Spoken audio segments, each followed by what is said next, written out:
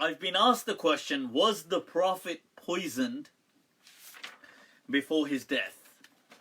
Now, let me bring the hadith, and then I'm going to also show you why hadith dogmatism is problematic, and present to you something which I call the war wager hadith paradox. So what is that about? People, stay tuned, stay tuned. That's what I'm talking about. So first of all, this hadith. So right now,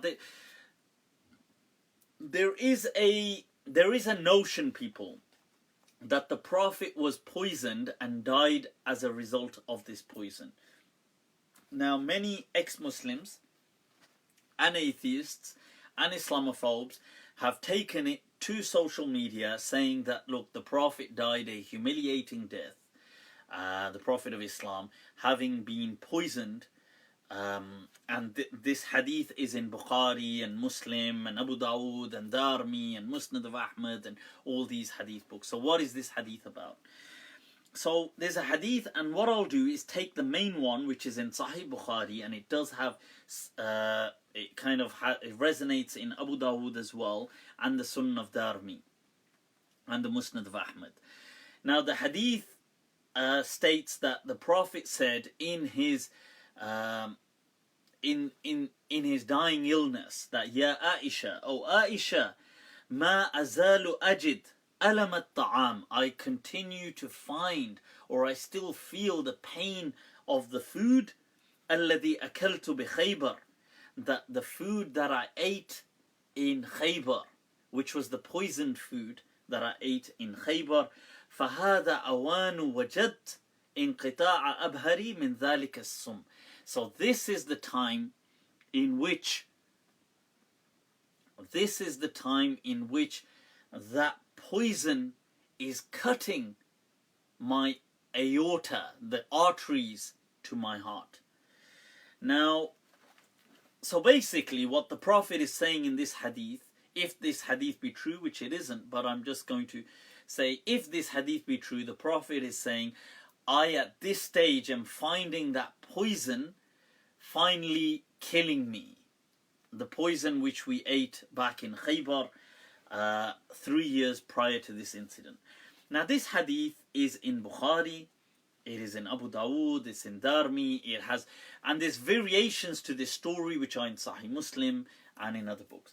Now first of all, this is nonsense. Okay. The Prophet did not die of poisoning.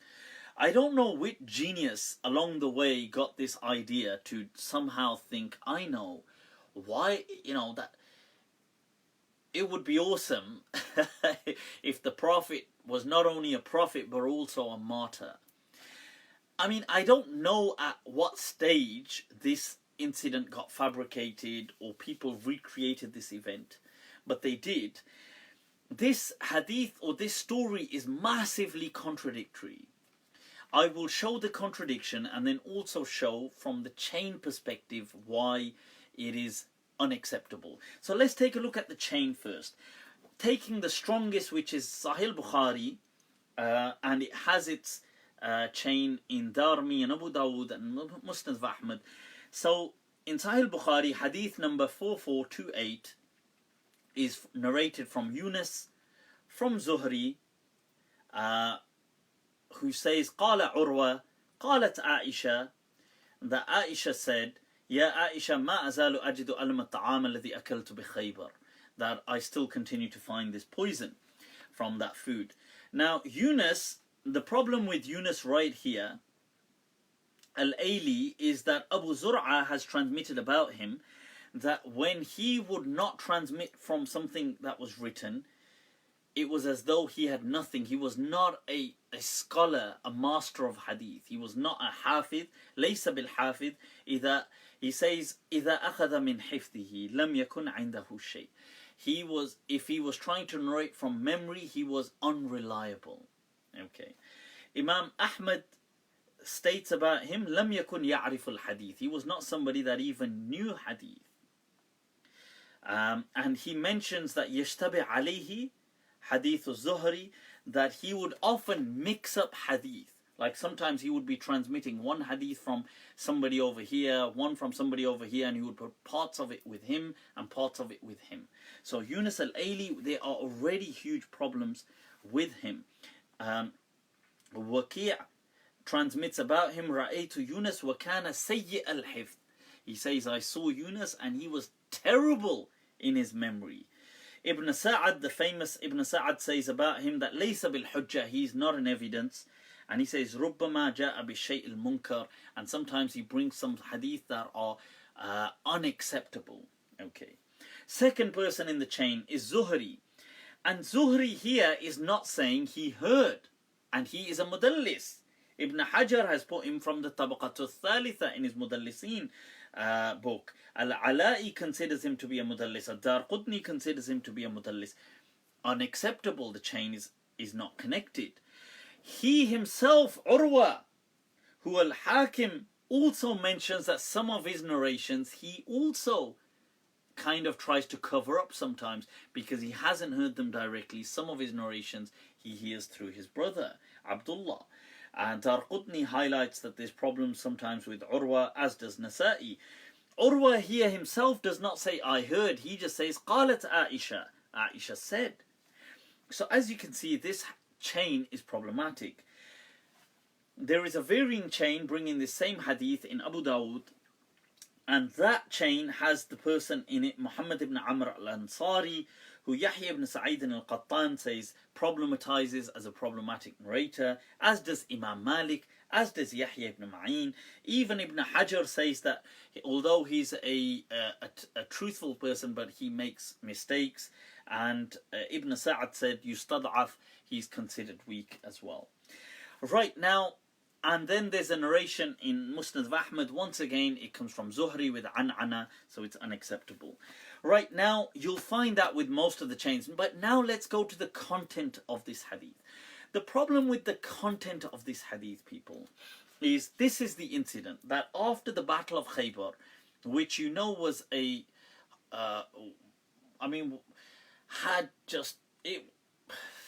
was a very difficult kind of battle, the siege, and the whole kind of bloodshed, everything, people are aware of that.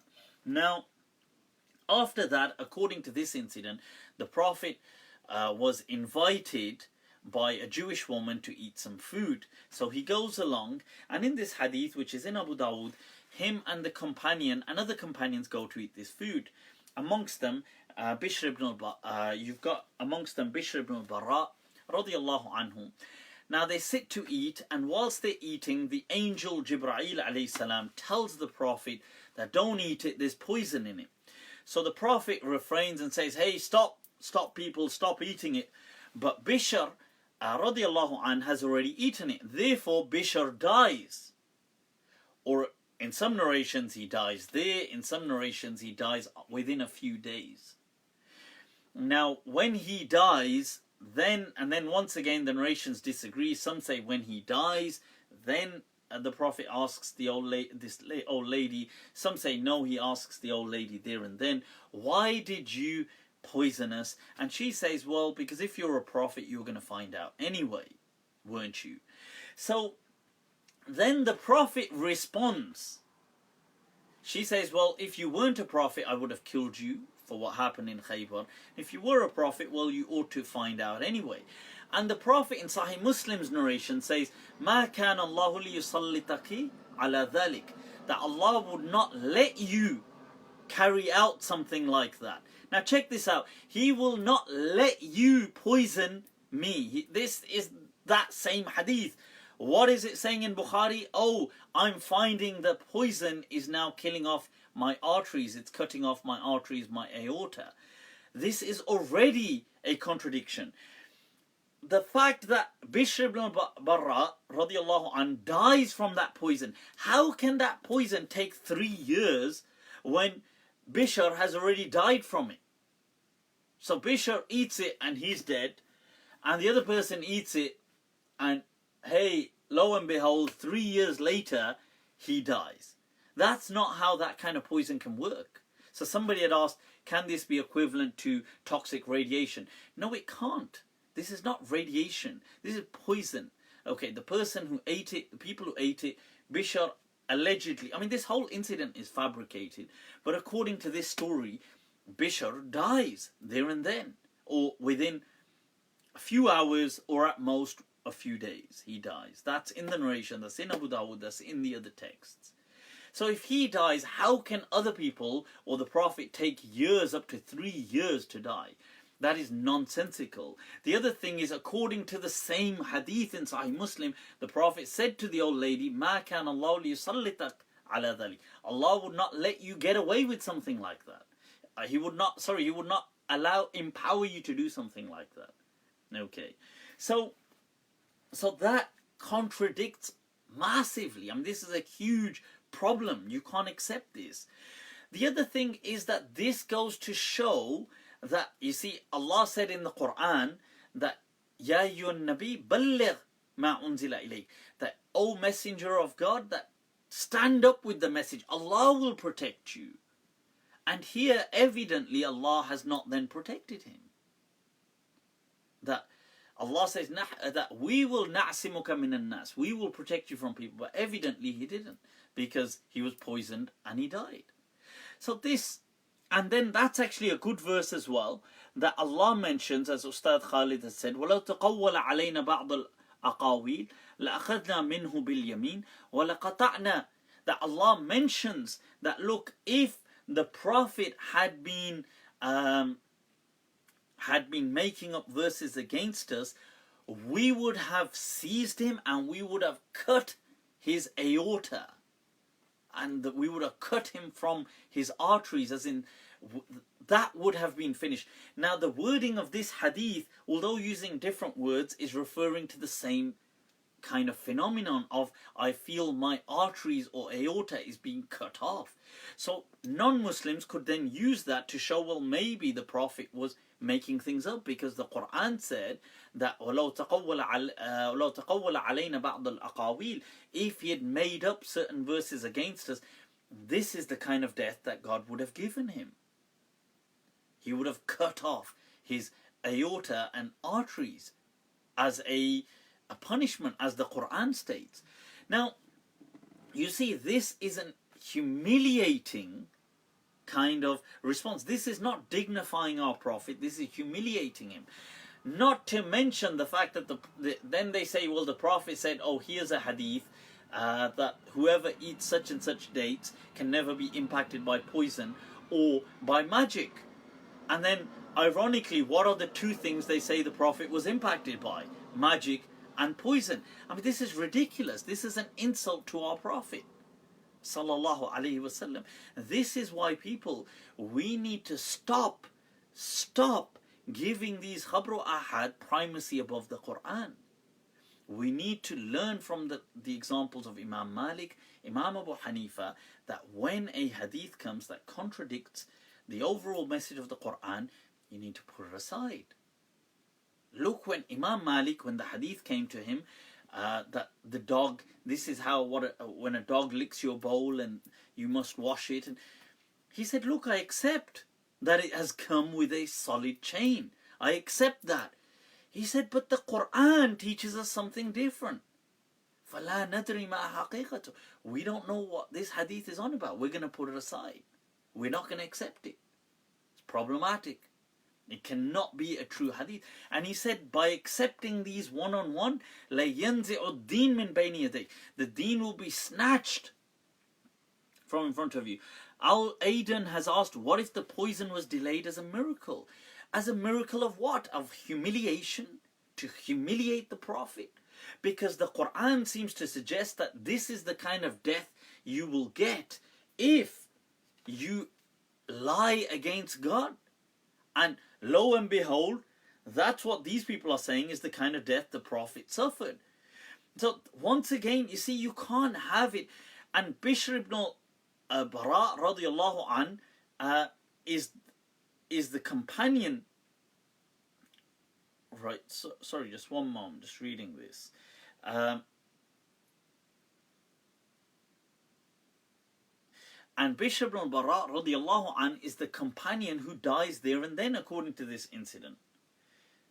So that is really important.